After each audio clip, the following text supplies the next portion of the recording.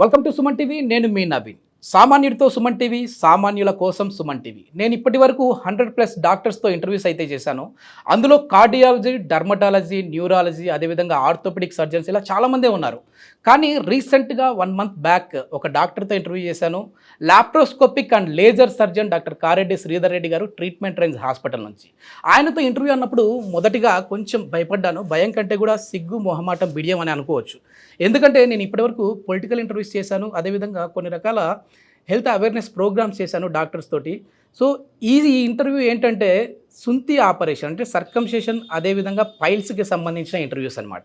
ఇవి చేస్తే నా సర్కిల్లో ఎలా ఉంటుంది, వాళ్ళు ఎట్లా రిసీవ్ చేసుకుంటారు అనేసి అనుకున్నాను. కానీ ఆ ఇంటర్వ్యూ చేసిన తర్వాత అక్కడ వచ్చిన కమెంట్ చూసి ఖచ్చితంగా దీనిపైన ఒక అవేర్నెస్ అయితే తీసుకొని రావాలి, మాకు తెలియని విషయాల గురించి మీరు చెప్పారు సార్ అని చెప్పేసి చాలా కమెంట్ అయితే చేశారు. అప్రిషియేషన్స్ చాలా అయితే వచ్చాయి.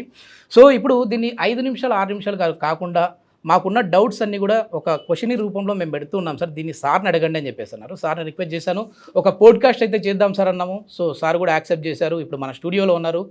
ట్రీట్మెంట్ రేంజ్ హాస్పిటల్ నుంచి ప్రముఖ laparoscopic and laser surgeon doctor Kareddy Sridhar Reddy గారు. మరి ఇంకెందుకు ఆలస్యం, సార్తో చాలా వివరాలు అడిగి తెలుసుకుందాం. హాయ్ సార్, నమస్తే అండి. నమస్తే అండి. మామూలుగా అసలు ఈ సుంతి ఆపరేషన్ అంటేనే భయపడిపోతూ ఉంటాం కదా సార్. అంటే చాలా వరకు కూడా నాకు కూడా ముస్లిం ఫ్రెండ్స్ ఉన్నారు చాలామంది, వాళ్ళకి అక్కడ చేశారు అట్లా అంటే ఆ నడకలో కూడా మారిపోతుంది, చాలా వరకు పెయిన్ఫుల్గా ఉంటుంది.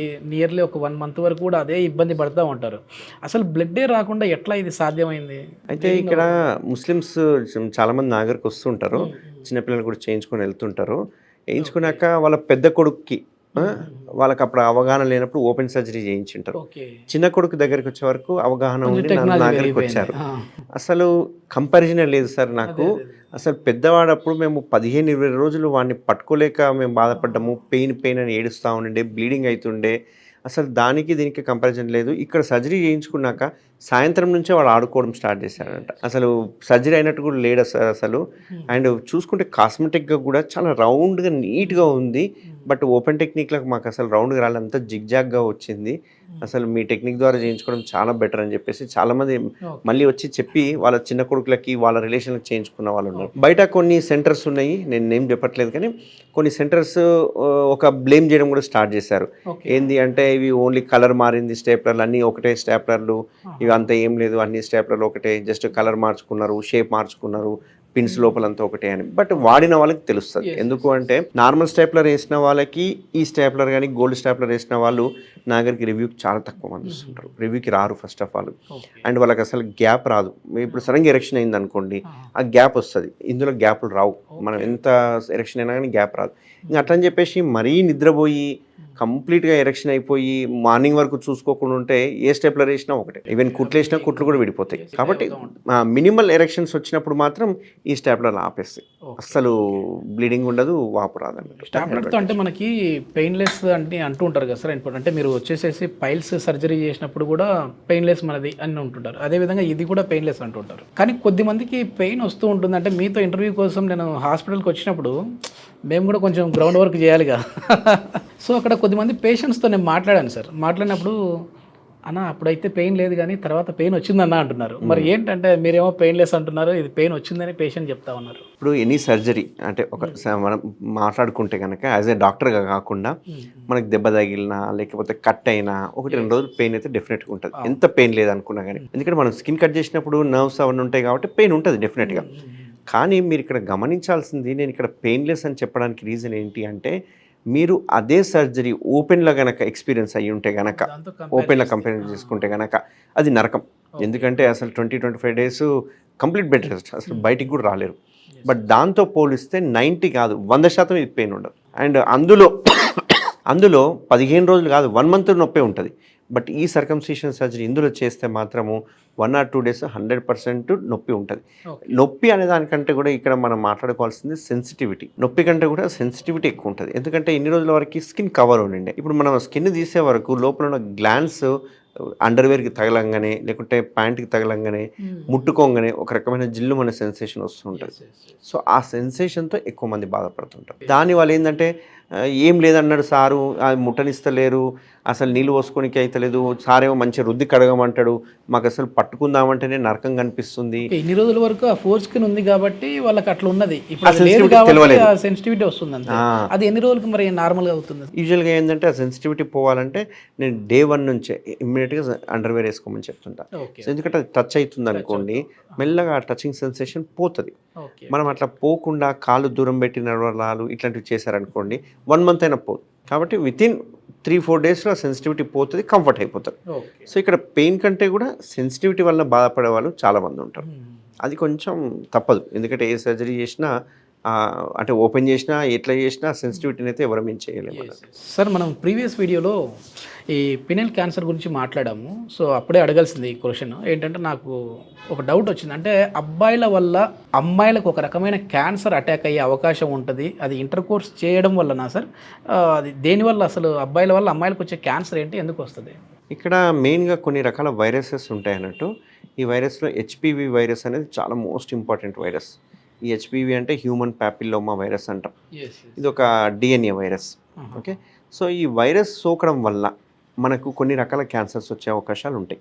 అందులో ముఖ్యంగా చూసుకుంటే కనుక అమ్మాయిలకు, ఒకవేళ అమ్మాయిలు కనుక చూసుకుంటే కనుక గర్భసంచి ముఖద్వారం దగ్గర ఉండే సర్విక్స్ అంటాం కదా, ఆ సర్వైకల్ క్యాన్సర్స్ వచ్చే అవకాశాలు ఉంటాయి హెచ్పివి వలన. సర్వైకల్ క్యాన్సరే కాకుండా ఓవేరియన్ క్యాన్సర్స్ అంటే అండాశయానికి రావచ్చు, థ్రోట్కి రావచ్చు, యానల్ క్యాన్సర్స్ రావచ్చు, ఓరోఫారింగ్స్ రావచ్చు, అంటే నేజోఫారింగ్స్ అంటే నోస్ యొక్క బ్యాక్ సైడ్ ఉన్న ఏరియాలో అక్కడ కూడా క్యాన్సర్స్ వచ్చే అవకాశాలు ఉంటాయి. సో హెచ్పివి వైరస్ ఏదైతే ఉందో ఇది ఎట్లా సోకుతుంది అంటే బ్లడ్ ట్రాన్స్ఫ్యూషన్స్ కావచ్చు, లేదంటే మేజర్ సోర్స్ ఇంటర్ కోర్స్ వలన. సో కలయిక వలన ఈ హెచ్పివి వైరస్ అనేది పార్ట్నర్స్ మధ్యన షేర్ అవుతూ ఉంటుంది. సో అందుకే మనం ఇప్పుడు ఏం చేస్తున్నాం, ఒక వ్యాక్సిన్ అనేది ప్రోగ్రామ్ స్టార్ట్ చేస్తాం, హెచ్పివి వ్యాక్సినేషన్ ప్రోగ్రామ్ అని చెప్పేసి.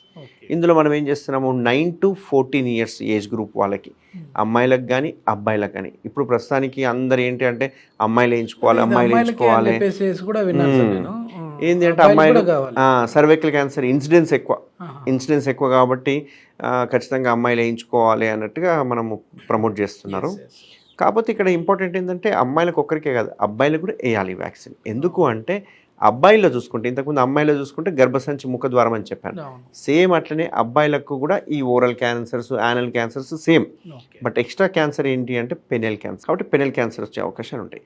ఒకవేళ సపోజ్ అబ్బాయికి హెచ్పివి వైరస్ సోకి ఉంది, మల్టిపుల్ పార్ట్నర్స్ వల్ల కావచ్చు, లేకుంటే బ్లడ్ ట్రాన్స్మిషన్ దేనివల్ల తనకి హెచ్పివి వైరస్ సోకింది, అవతల పార్ట్నర్కి హెచ్పివి వైరస్ ఏం లేదు, బట్ వ్యాక్సినేషన్ చేయించుకోకపోతే ఏమవుతుంది, వీళ్ళు ఇంటర్ కోర్స్ స్టార్ట్ చేయగానే ఇంటర్ కోర్స్ వల్ల ఇతనికి అబ్బాయికి ఉన్న హెచ్పివి వైరస్ కాస్త అమ్మాయికి సోకే అవకాశాలు ఉంటాయి.